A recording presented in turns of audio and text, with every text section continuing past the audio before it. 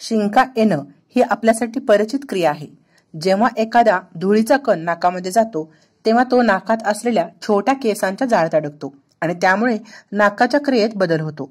नाकात गेलेल्या धुलीकणामुळे नाकाला त्रास होतो। अशा वेळी नाक साफ करायचे काम हे शिंका करतात।